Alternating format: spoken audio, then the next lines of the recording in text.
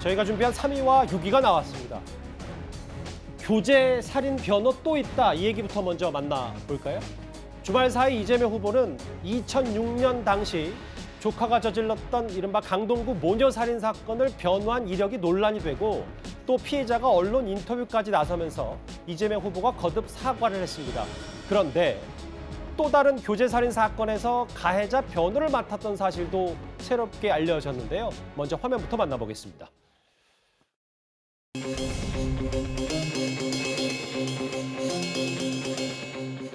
변호사라서 변호했고요. 안타까운 일이지요. 모든 범죄 피해자들은 억울한 것이고 그 점에 대해서 제가 멀다고 할 수도 없는 어쨌든 친척들의 일을 제가 처리할 수밖에 없었는데 그 아쉬움, 그 억울함에 대해서 제가 말씀드린 겁니다.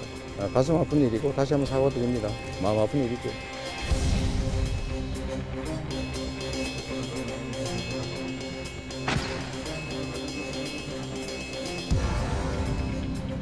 일가 중에서 유일한 변호사라 어쩔 수 없이 변호했다고 했는데 그 다음 해에 다시 비슷한 살인 사건에 관해서 변호를 했습니다. 이 사람도 친척이었는지 밝혀주시길 바라고. 팩트부터 먼저 짚어보겠습니다. 이현정 의원님. 네.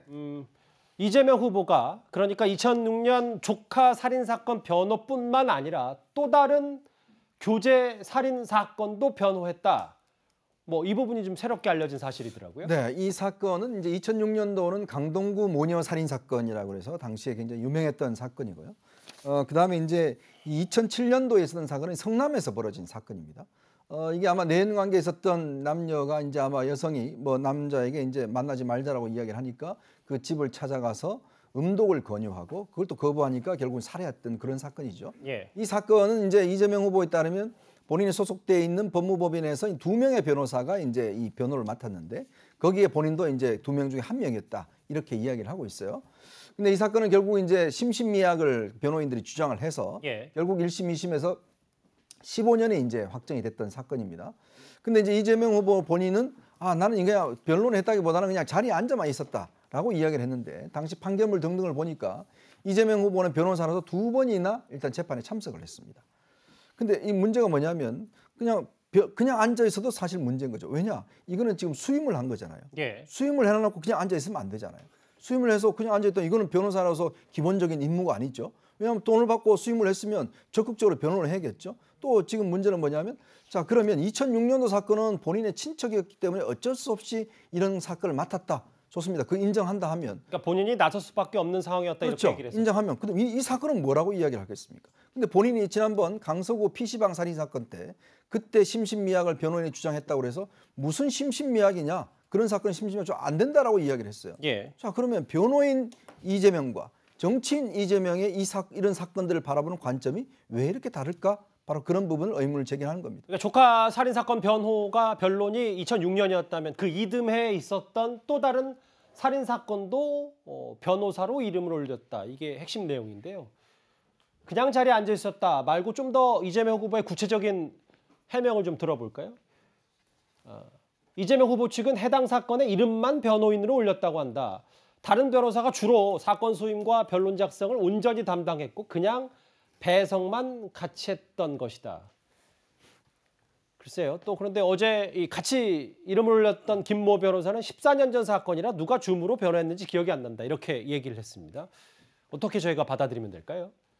일단 14년 전 사건이라 기억이 안 날 수는 있을 것 같습니다. 다만 이제 법인에서 변호사를 선임을 하면 메인 변호사가 있어요. 그 변호사가 주로 출석을 하고 서면을 쓰고 하는데 함께 같은 법인에 있는 변호사들이 이름을 올리거나 또는 대신 재판에 나가주는 경우는 있거든요. 예. 그런 측면에서 좀 바라보면 될 것 같은데 중요한 건 뭐냐면 변호사라고 하는 것은 어쩔 수 없이 형사사건을 선임하는 모든 걸 다 해야 되잖아요. 살인도 나쁘지만 사기도 나쁘고 강도도 나쁘고 절도도 나쁩니다. 네. 다 범죄자예요. 그 범죄자를 변호할 수밖에 없는 게 변호사고 인권 변호사라고 해서 인권만 변호하는 건 아니거든요. 당연히 인권 변호사는 인권을 인권을 위한 활동들을 많이 하는 것이지 그 외의 어떠한 형사 사건을 전혀 맡지 말라 이렇게 할 수는 없는 거거든요. 그래서 저는 변호사로서 어떤 직업이 있기 때문에 그것을 했다고 비난하는 것은 저는 적절하지 못하다고 생각되고 예. 심신미약 주장에 대해서도 많이 비판을 하잖아요. 그런데 과거 한 15년, 16년 전에는 다 심신미약 주장을 변호사들은 무조건 하게 돼 있어요. 왜냐하면 어떤 살인 사건에 있어서 실제 주장할 수 있는 게 아무것도 없거든요. 잘못했다고 반성하고 피해자하고 합의하고 충돌 조절 장애로 해서 심신미약을 주장합니다. 그렇지만 판사가 이걸 받아들이냐 안 받아들이냐 그 상황을 보는 거거든요. 정신적으로 문제가 있지 않으면 실은 받아들이지 않아요. 이 사건도 받아들이지 않았고 심신미약을 주장했습니다만 무기징을 선고했거든요. 그런 측면에서 변호사로서의 어떤 업무적인 측면에 대해서 비판을 하기 시작하면 실은 형사사건 변호사는 다 나쁜 변호사가 되는 거거든요. 그런 측면에서 좀 이해를 해주셨으면 좋겠고, 예. 네, 주호영 의원도 많이 비판하고 전주호의 의원도 많이 비판했습니다만 그분들도 판사 출신이에요. 아마 자신들이 판결한 판결문에 보면 심신미약 인정한 판결들이 다 있을 거라고 저는 봅니다. 그러니까 인권 변호사라고 해서 다 인권만 변호하는 건 아니다. 근데 또 이게 공교롭게도 2006년과 2007년 연달아서 이 교제 살인 사건을 변호했기 때문에 그런 사람이 어떻게 대통령 후보가 될 수 있냐, 뭐 인권 변호사 그렇게 타이틀을 갖더니 뭐 이게 지금 야당의 비판인 것 같거든요. 인간적인 부분에 있어서는 당연히 죄송하다는 마음인 거고 예. 이재명 후보도 여러 번 누차 반성한다, 사과한다 이렇게 말씀드렸고요. 예. 다만 그때 당시에는 변호사 업무를 하고 있을 때였고 성남시장이 아니었기 때문에 그런 부분에서 좀 이해를 해주셨으면 좋겠다 이런 생각입니다. 알겠습니다. 그 취지는 이제 분명 이해하시는 분들도 분명 계실 텐데, 근데 이 부분이 좀 있거든요. 분명히 저희가 앞서 짚어봤던 2006년과 2007년 두 이 교제 살인 사건에 대해서는 당시 변호사로서 심신미약, 이 가해자들의 심신미약을 주장했었는데 3년 전 경기도지사 재임 시절에는 이른바 강서구 PC방 살인 사건 다 기억하실 겁니다. 여기에 본인 SNS에 국민들은 정신질환에 의한 감형에 대해서, 그러니까 심신미약을 주장해서 형이 깎아지는 것을 분노한다 이런 글을 올렸습니다. 이재명 후보가.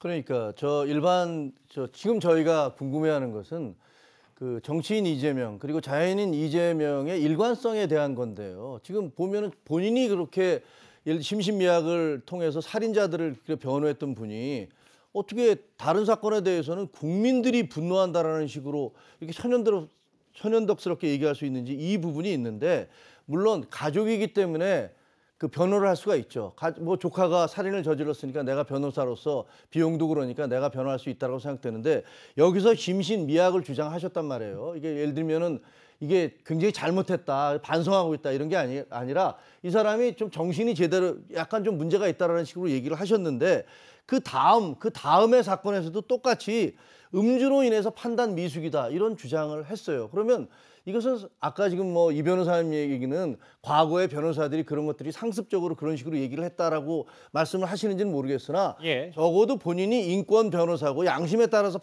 어떤 변론을 했다라는 분이라면 이런 파렴치한 살인범들에 대해서 이 사람들이 음주를 했거나 혹은 심신이 미약해서 그건 죄가 안 된다는 거 아니에요. 어떻게 따지고 보면 심신미약 상태나 음주 상태에서 했으니까 이 죄가 별로 크게 낮아진다라고 주장을 하는 거기 때문에 이렇게 어떻게 주장을 할 수 있을까라는 생각이 들고요. 두 번째 사건에 있어서는 말도 안 되는 게 우리나라는 음주를 하면은 많이 봐주는 것처럼 얘기를 하잖아요. 외국 같은 경우는 술을 먹고 범죄를 저지르면 가중 처벌이 되거든요. 예. 그것도 이해가 잘 안 되고, 따라서 지금 이제 아까 나와서 사과드립니다라고 얘기를 하셨어요. 그리고 마음이 아픈 일이죠. 이렇게 얘기하셨는데 그걸 보면서 이재명 후보가 진짜로 사과하고 있다는 생각이 별로 안 들어요. 그냥 영원히 떠난 유체 이탈 화법으로 사과하고 있는 거 아닌가. 이건 지극히 김종혁 국장의 개인적인 제가 생각일 그걸 수 보면서 있습니다. 그런 예. 생각이 드는데 저는 예. 많은 분들이 그걸 다시 보면 그런 느낌을 가지실 거라고 생각을 해요. 정말로 진지한 사과를 한다면 저렇게 하시면 안 될 거라고 보여요. 2006년과 2007년 해를 바꿔서 또 교제살인 변호를 했다. 이게 야권에서는 꽤 비판 목소리가 큰데요. 그래서 인권 변호사 타이틀은 가면이다. 야권에서는 이재명 후보를 가리켜서 이런 주장까지 하고 있습니다. 고치기 힘든 것이 있습니다. 오랫동안 길러진 심성이 바로 그렇습니다. 이재명 후보에게도 분명히 그런 것이 있습니다. 하지만 유감스럽게도 전제적이고 폭력적인 그런 심성이라고 생각합니다. 정치 지도자로서의 자격이 없다. 저는 그렇게 생각합니다. 이재명 후보는 조카가 충동 조절 능력 저하로 심신 미약 상태에 있었다고 주장을 했습니다. 피해자의 고통과 인권은 무시한 변론이었습니다. 인권 변호사라는 타이틀 역시 이 후보의 많은 가면 중 하나였음을 알 수 있습니다. 그런 비상식적이고 비윤리적인 일을 변론이란 미명으로 서슴없이 해온 자가 있습니다. 바로 민주당 대선 후보 이재명 변호사입니다. 말 그대로 살인마 전문 변호사였습니다. 예, 반면 여권 인사들의 반박도 한번 들어보겠습니다. 국민의힘에서 후보가 변호해줬다는 이유만으로 마치 사건과 연관이 있는 것처럼 또 지방과 출신을 싸잡아서 공격하는 건 매우 리얼한 행태의 공격이다. 살인자가 뭐 어떤 범죄 현장에서 체포가 됐어요. 근데 그 사람이 예를 들어 치명상을 입었습니다. 병원에 가면 의사가 치료를 해주게 돼 있어요. 치료를 했어요. 근데 그 의사가 나중에 정치를 하게 됐다고 생각해 보세요. 저 사람 살인자를 살려준 의사다. 살인 의사라고 할 겁니까? 제 아무리 흉악한 범죄라도 사건의 의뢰가 오고 해야 되겠다는 생각이 들면 수임해서 최선을 다해서 변호하는 것이 변호사의 기본 임무입니다. 집안의 친조카가 뭔 사건을 저질렀으니 대통령이 부적합하다. 이런 연좌제가 어디 있습니까, 세상에. 여권의 반박도 저희가 화면으로 모아봤어요. 근데 심상정 의원은 인권 변호사 타이틀을 내려놓으셔야 할 것 같다라고 했고, 친족화 사건 연결은 이재명과 연결하는 거는 연좌제다 이렇게 얘기했는데, 뭐 민주당의 기본 방향도 이 우원식 의원과 진성준 의원의 발언과 비슷한 겁니까? 이재명 후보께서는 상당히 14년, 15년 전의 일인데 굉장히 착잡하실 것 같아요. 예. 본인이 어떠한 뭐 신념에 의해서 뭐 변호를 했다기보다 가족에 걸려 있었던 문제였고 또 이 여러 가지 측면에서 직업적으로 이것을 방어할 수밖에 없는 방어권을 적극적으로 행사해 줄 수밖에 없었던 측면이 좀 있었던 것 같은데요. 지금 이제 들어서 이러한 지적들이 나오는 것에 대해서 본인 스스로가 반성적 태도와 이런 것들을 좀 뒤돌아보면서 이것을 뭐 변명하기보다는 그냥 잘못했다, 사과드린다 이런 말씀을 이제 하고 계시기 때문에 착잡함 그 자체로 묻어두고 이 향후에 우리들이 이러한 이 뭐 이렇게 정권을 뭐 붙잡아서도 혹은 잡아서도 그런 것들을 하면서 살인마가 된다거나 이러한 단어를 덮어 씌워가지고 이런 프레임 전쟁에 빠지는 것은 적절하지 않다 이렇게 봅니다. 그러니까 본인도 기본적으로 재차 사과를 했기 때문에 네, 그 부분에 대해서 여러 차례 사과와 반성 계속 모습을 보여주시고 계시기 때문에 예. 네, 이 논쟁이 길어지지 않았으면 좋겠습니다. 예. 근데 이현정 의원님, 네. 그 이수정 교수 얘기 저희 다음 주제에서도 한번 만나보긴 할 텐데 그 전에 이재명 후보의 변론과 관련해서 오늘 한 언론과 인터뷰를 했는데 저는 음주가 감경 요인이 되면 안 된다고 십수년 동안 계속 주장해온 사람이다. 이재명 후보와 관련된 교제 살인 사건에 대한 보도가 본인이 국민의힘 선대위에 합류를 결심하게 되는데 영향을 줬다. 뭐 이렇게 얘기를 좀 했어요. 네. 저는 최소한 이제 인권 변호사라 그러면 돌아가신 우리 조영래 변호사님 같은 경우에 보면 이분이 정말 평생을 약자를 위해서 변론하셨습니다. 전태일 평전도 쓰셨죠. 홍남순 변호사님. 정말 5.18 희생자들을 위해서 변호사를 했습니다. 자, 그러면 이재명 후보는요. 그냥 나 변호사 했습니다. 그럼 돼요. 그 더 이상 문제될 거 없습니다. 예. 변호사 하시면 이런 사건들, 조폭 사건들 뭐 다 할 수 있어요. 근데 본인은 사회운동을 했던 인권 변호사라고 그렇게 강조를 해왔습니다. 근데 알고 보니까 그게 아니라 지금 뭐 이런 살인사건. 문제는요.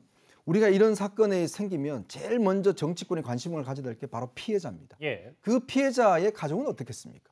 만약에 그 일가족 살인사건 같은 경우에 보면 살아남으신 그 아버지 같은 경우에 평생을 그 어떤 아픔 속에 사시는 거 아니겠습니까? 자, 그것에 대해서 이재명 후보가 그동안 한 번이라도 그 사람에 대해서 잘못했다라고 개인적으로 사과한 적이 있는 건지 이번 선거가 되니까 이번에 처음으로 사과하신 거예요.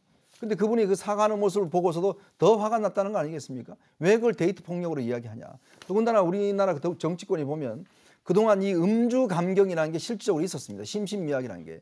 그래서 항상 이 어떤 피해자들이 보면 정말 너무 억울해하는 분들이 많았어요. 그러니까 이수정 교수가 그동안 보면 이걸 폐지하기 위해서 굉장히 노력을 해와서 지금은 사실 법적으로 음주 감경이 안 됩니다. 예. 여러분 이런 태도들 바로 그런 것들을 어떤 면에서 본인이 좀 더 제도적으로 이뤄내겠다고 해서 이제 이번에 공동선대위원장에 들어왔다. 본인은 뭐 정치는 안 하시겠다고 이야기를 하시더라고요.